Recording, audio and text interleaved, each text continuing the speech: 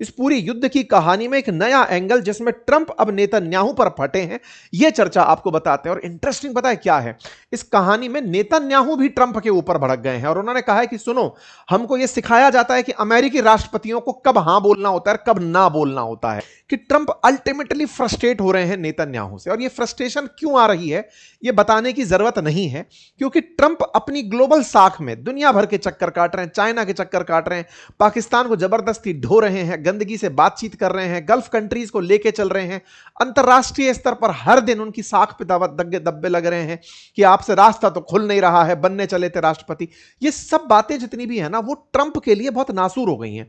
इनसे वो निकलना चाह रहे हैं, निकल नहीं पा रहे हैं, और परिणाम क्या हो रहा है कि एनी टाइम आकर के नेतन्याहू उनके लिए दिक्कत खड़ी कर दे रहे हैं। अब इस पूरी प्रक्रिया में ट्रंप की घनघोर बेइज्जती हुई है। अमेरिका पूरी तरह इस बात को लेकर के अब ग्लोबल साख खो रहा है कि अमेरिका को आफ्टर ऑल इजराइल चला रहा है कि इजराइल को अमेरिका चला रहा है। ईरान ने कहा है कि सुनो, अब कोई सीज फायर वार्ता नहीं होगी। ईरान बिफर गया और कहा कोई सीज फायर वार्ता नहीं। यह बात जैसे ही आई, ट्रंप दौड़ के मनाने पहुंचे कि भैया सुनो, रुक जाओ, ये बातें छोड़ दो, हम करेंगे, बातचीत करेंगे। तेल के भाव ऊपर नीचे होने लगे। जैसे ही ईरान ने कहा सीज फायर वार्ता नहीं, धाड़ से भाव ऊपर भागे। जैसे ही अमेरिका ने मामला संभाला, बाजार को राहत मिली। बाजार पर अब असर दिखने लगता है। आज से एक दिन पहले की खबर है, लेबनान के अंदर एक बहुत पुराना किला है, बियोफोर्ट किला नाम है उसका, इजराइल ने उसके ऊपर कब्जा कर लिया। ये जो खबर आप देख रहे हैं बियोफोर्ट कैसल की, ये तस्वीर और न्यूज बनती है एक दिन पहले कि इजराइल लेबनान में घुसता है और एक बहुत पुराना, लगभग 900 साल पुराना एक किला है बियोफोर्ट, उसके ऊपर कब्जा कर लेता है और इजराइल वाले उसके ऊपर इजरायली झंडा लगाकर तस्वीर दिखा देते हैं। कहां पर है ये, तो इसको मैप में देखो, ये इजराइल है, इसके उत्तर में चलोगे लेबनान है, और लेबनान में थोड़ा और उत्तर की तरफ चलोगे तो ये लितानी रिवर है। लितानी रिवर के बिल्कुल किनारे बसा हुआ बियोफोर्ट कैसल है। अब कैसल को ऐसे समझो, देखो क्या है ना, जैसे ये गोलन हाइट्स है ना इजराइल के पास में, सीरिया का एरिया है, अब इजराइल का कब्जा है इस पे। यहां से आप इजराइल को देख सकते हो, कंट्रोल कर सकते हो, तो इजराइलियों ने इसको कंट्रोल में रखा हुआ है। ऐसे ही बियोफोर्ट कैसल, अगर किसी को लेबनान से इजराइल में नजर रखनी है तो बियोफोर्ट कैसल एक पहाड़ी पर स्थित है, पहाड़ पर स्थित किला है। इन्होंने इस पर कब्जा कर लिया कि यहां से इजराइल की एक्टिविटी दिखती है तो हम कब्जा करेंगे। अब इंटरेस्टिंग बात यह है कि इजराइल बॉर्डर से लितानी बॉर्डर के बीच, लितानी रिवर के बीच का जो ये एरिया है, इजराइल वालों ने साफ कह रखा है कि अगर कोई भी हिजबुल्लाह सिंपैथाइजर है तो वो यहां नहीं बचेगा। हिजबुल्लाह असल में लेबनान की पावर है, तो वो अगर यहां नहीं बचा तो धीरे धीरे ये वाला क्षेत्र भी इजराइल अपने कब्जे में ले लेगा। अभी जब ये कब्जे में हुआ है तो पॉसिबल है कि वो यहां से जाकर कब्जे में लिया गया हो। ठीक है साहब, ओके। ऐसे में ये जो पूरी स्थिति बनती है कि सदर्न लेबनान के अंदर इजराइलियों का इस तरह से जो एंट्री होती है और उसका वीडियो बाहर निकल कर आता है कि साहब कैसल पर कब्जा हो गया है, झंडा लहरा दिया गया है। 1982 से 2000 के बीच में लेबनान के इस हिस्से पर इजराइल का पहले भी कब्जा रहा है, लेकिन बाद में इसे दुनिया के प्रभाव से छोड़ा गया। और ये जो आप देख रहे हैं फिलहाल के लिए, ये जो स्थिति बनी हुई है, इस चीज को आप समझ सकते हैं किस तरह का टोपोग्राफी है, कितनी हाइट पर है, और यहां से आसानी से बसी हुई जनता को देखा जा सकता है। आप हाइट पर पहुंच गए तो यहां से आप पहाड़ों को समझ पा रहे हैं, सबसे ऊंचा पहाड़ है, यहां से इजराइल तक रीच पॉसिबल है, गोलन हाइट का व्यू निकलता है यहां से। तो इस जगह पर इन्होंने जाकर कब्जा कर लिया है। ये तस्वीरें निकल कर आती हैं, दुनिया भर की प्रतिक्रिया आती है। ये रहा वीडियो जिसमें इजरायली झंडा लहरा रहा है। बियोफोर्ट किले पर जो कब्जा हुआ, इस कब्जे पर लेबनान बहुत मुखर हुआ। लेबनान करे क्या, हर बार तो गोला पड़ जाता है। लेबनान के पीएम निकल कर आए, नवाब सलाम, उन्होंने कहा कि ये जो स्कॉच्ड अर्थ पॉलिसी अपना रहा है इजराइल, मतलब दुश्मन के लायक कुछ भी मत छोड़ो, इससे इन्होंने हमें बहुत नुकसान पहुंचाया है। मतलब स्कॉच्ड अर्थ पॉलिसी के तहत ये हमारे पीने के पानी को, जगहों को, टेरेन्स को, पहाड़ों को, सबको कब्जा करते चले जा रहे हैं। इजराइल की तरफ से क्या बयान आया, इन्होंने कहा कि अब हम और मजबूती से आगे बढ़ेंगे। यानी नेतन्याहू एक तरफ अमेरिका पाकिस्तान को उठा के चल रहा है कि जाओ यार बात करो, सुनो जीजा सालों तुम जाकर बात करके आओ, मोहसिन नकवी तुम जाओ, आसिफ शरीफ तुम जाओ, आसिम मुनीर तुम जाओ, ये बेचारे बातचीत में बिजी हैं। उधर नेतन्याहू जो है वो खचखच खचखच खचखच करके लेबनान में घुसते चले जा रहे हैं। अमेरिका माथा पकड़ लिया कि भाई करें क्या, ये आदमी रुकने का नाम नहीं ले रहे हैं। नेतन्याहू अपनी तरफ से कह रहे हैं कि हमारे फाइटर्स हमला करते रहेंगे। 31 मई की यह खबर है कि हमारे फाइटर्स हमला करते रहेंगे साहब। ठीक है साहब, नेतन्याहू ने पूरी तरह से अपनी बातों को सही ठहराते हुए कहा कि हिजबुल्लाह को हम मारते रहेंगे। उनके मोहम्मद मौस मैत्रेक करके यूनिट कमांडर है हिजबुल्लाह को, उसको मिसाइल से उड़ा दिया, बोले हम मारते रहेंगे। 1 जून के दिन यह खबर आई, प्रतिक्रिया दुनिया भर से उठी कि यार तुमको हिजबुल्लाह का कमांडर मारना था, तुम 15-15 मंजिल, 10-10, 5-5 मंजिल की इमारतों को, मतलब स्टोरी की बिल्डिंगों को उड़ा देते हो। बोले ये जो तुम हरकतें करते हो उन लोगों को मिटाने की, ये तरीका सही नहीं है, कोई बात नहीं साहब।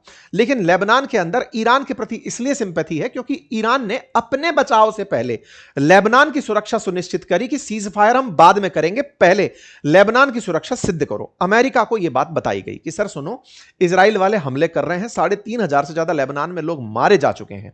यह बात जब ट्रंप को बताई गई, ट्रंप ने इस बात को आया गया कर दिया। ईरान ने तत्काल प्रभाव से कल के दिन आते ही स्टेटमेंट दिया, no ceasefire talk with America. लीजिए साहब, सैयद अरागची ने सीधा सीज फायर इमीडिएट अटेंशन के साथ खत्म कर दिया, कोई बात नहीं होगी जब तक लेबनान नहीं है बातचीत के लिए। अरागची का जैसे ही यह बयान आया कि अर्जेंट अटेंशन है, यूएस और इजराइल अब इस बात की जिम्मेदार होंगे अगर यहां से आगे कुछ होता है। गालिबाफ का बयान आया कि ये जो भी हरकतें कर रहे हैं इनकी बात पर यकीन ना किया जाए, ये लोग झूठे हैं, इनकी बातों से कोई सेंस नहीं है, लेबनान पर हमले जारी हैं। मतलब समझ में आया।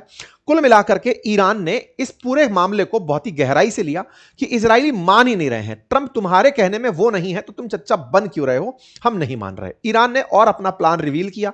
तस्मीन रिपोर्ट ने लिखा कि ये अब आगे चल के बाब अल मंडेब करके जो ये है स्ट्रेट है उस पर हमला करने की प्लानिंग कर रहे हैं। हॉर्मुज तो कब्जा है ही, अब इसको भी उठाएंगे। इस डर से ऑयल की कीमतों में धाड़ से इजाफा हो गया, तेल की कीमतें $94 प्रति बैरल तक पहुंच गई। ट्रंप को पूछा गया, सर ऐसा कुछ हुआ है? ट्रंप ने कहा, मुझे क्या फर्क पड़ता है, I really don't care, I don't care less. ये भाई साहब शाम को हाई होंगे, इनको पता ही नहीं था चल क्या रहा है। ये हालांकि कहते हैं कि हम नशा नहीं करते, लेकिन इनको खुद की ही खुमारी चढ़ती है, आत्ममुक्ति रखती है, नार्सिसिस्ट है, पता ही नहीं चल रहा है कि अपन को क्या। इनको फिर याद दिलाया गया, यह घटना है 1 जून को रात को 10:30 बजे कि सर वो ऐसे ऐसे हो गया है। ईरान वालों ने कहा सीज फायर वार्ता खत्म हो गया। अरे कुछ नहीं हुआ, जस्ट चिल। बाद में इनको याद आया कि यार ये क्या हो गया है।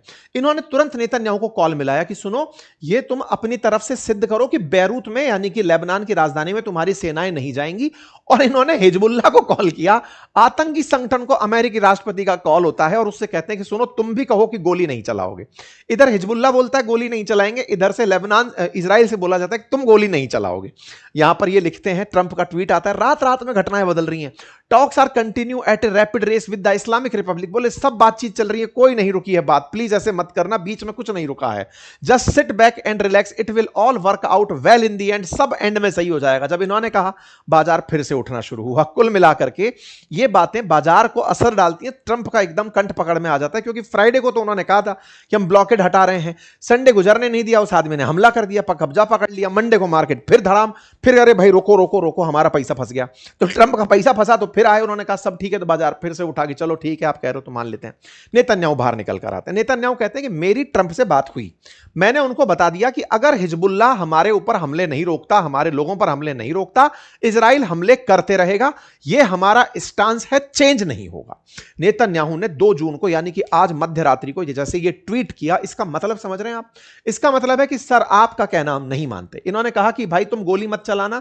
इन्होंने इनको कहा कि यार बीबी नेतन्याहू कि भैया रुक जाओ, कोई गोली वोली मत चलाना, नो ट्रुप्स तुम्हारी कोई वहां नहीं जाएगी। नेतन्याहू आते हैं रात को, आकर कहते हैं कि सुनो सर, हमको ज्ञान ना दो, अगर हमला हुआ तो हम नहीं रुकेंगे, हम चलेंगे साहब। ओहो, इस पर ट्रंप भड़क जाते हैं। अब से कुछ देर पहले की खबर है, कहा गया उनसे कि अगर मैं नहीं होता ना बेटा तो तुम जेल में होते। आपको पता है कि इनको इंटरनेशनल प्रिजनर मतलब इंटरनेशनल कोर्ट ऑफ जस्टिस के द्वारा नेतन्याहू के खिलाफ केस चल रहा है, यह कहते हुए कि साहब ये क्राइम कर चुके हैं, गाजा के अंदर बच्चों के ऊपर हमले किए, बहुत सारे बच्चों को मारा, तो इन्हें जेल होनी चाहिए।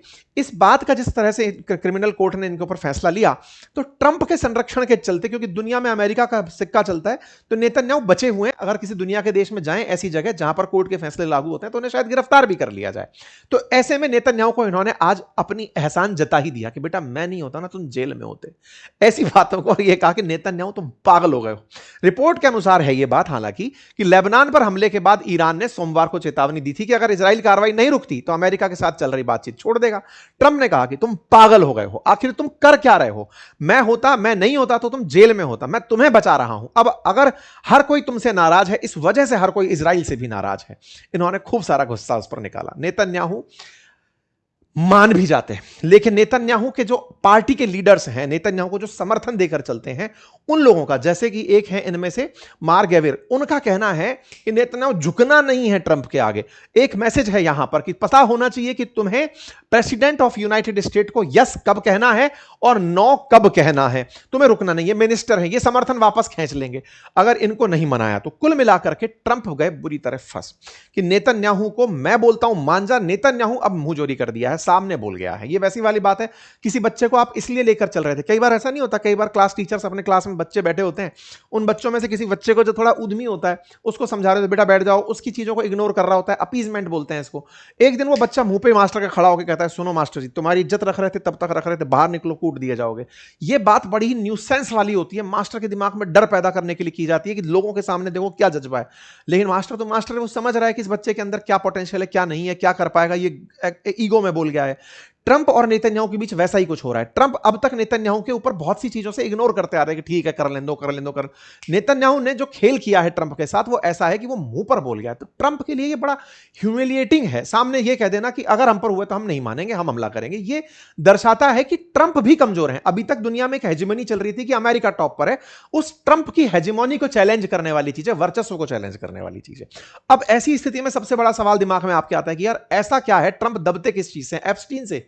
नहीं भाई साहब, असल में क्या है कि ट्रंप के पीछे जो लॉबी है ना, चाहे ऑयल लॉबी हो चाहे टेक लॉबी हो, ये सारे लॉबिस्ट जो हैं वो मैक्सिमम लोग पैसे वाले अगर हैं, जो फंड देते हैं बड़ा बड़ा, वो यहूदी हैं, जियोनिस्ट हैं, जियोज हैं, और उनके द्वारा इन्हें सपोर्ट किया जाता है। कोई भी राष्ट्रपति बने उसको वो पैसा देकर खड़ा रखते हैं। अगर वो लॉबिंग हटा दे तो सरकारें हिल जाती हैं, उनकी वजह से दिक्कत खड़ी हो जाती है। चाहे आर्म्स डील करनी हो चाहे टेक डील करनी हो, मेजर पार्ट उनके हाथ में। और अमेरिका तो पूरी तरह कैपिटलिस्ट कंट्री है, वो खुद मानकर चलता है कि धंधा ही हमारा उद्देश्य है। तो ऐसे में उनको यह मजबूरी है कि वो जियोपॉलिटिकली इजरायलियों के बिना कुछ सोच नहीं पाते। मरण यही है। ट्रंप अगर तीनों को टेबल पर लेकर चल रहे होते, साथ में इजराइल को भी बिठाकर चल रहे होते इस वॉर में, तो शायद अब तक सीज फायर हो गया होता। लेकिन ट्रंप को था कि मैं अमेरिका को ग्रेट दिखाऊंगा, मारे गए। तो कुल मिलाकर के साहब गंभीर मामला फंस गया है। देर ट्रंप से पूछा गया कि सर ये क्या हुआ, मतलब कुछ मामला गड़बड़ा गया, हुआ क्या? तो बोले यार कुछ ग्लिच आ गई थी, जैसे नहीं होता हमारे सेशंस अटक जाते हैं, सब ग्लिच आ गई थी। The Iranian were upset about Israel attack on Lebanon, so I spoke with Hezbollah and said no shooting. I talked to Bibi and said no shooting, and they both stopped shooting each other. ऐसा कह के इन्होंने ABC के पत्रकारों को कहा कि मैंने बात कर ली है, सब चीजें ठीक चल रही हैं। इस पर क्या बात आई इनकी तरफ से ईरान वालों की? ईरान वालों ने कहा कि अब दुनिया वालों आपने देख लिया है, अमेरिका को पता ही नहीं है चल क्या रहा है। पहले ट्रंप कह रहे हैं मुझे फर्क नहीं पड़ता, बाद में फर्क पड़ता है, सबसे बात कर लेते हैं, अब कहते हैं मैंने दोनों से कह दिया नो शूटिंग। इन लोगों की बात पर यकीन कैसे कर लें दुनिया वालों, ये बताओ। ईरान ने अपनी तरफ से बातें साफ रखी है कि देखो ऐसी बातें नहीं होंगी, पहले सब शांति रखो तब जाकर के बातचीत होगी। तो देखना है आगे होता क्या है। कुल मिलाकर के लोग इसी बात का आनंद ले रहे हैं कि नेतन्याहू ने ट्रंप को एक पपेट बना के रख लिया है। ट्रंप कुछ भी बोलते हैं, अब उनकी मस्करी होती है, लोग उनकी बातों को सीरियस ले नहीं रहे हैं। आप सीरियस लेते हैं या नहीं, जरूर कमेंट बॉक्स में बताइएगा। आपकी क्या राय है इस विषय पर? इजराइल के स्टैंड को आप कैसे देखते हैं? सेल्फ डिफेंस या फिर अचीवमेंट, क्या है असल में इजराइल?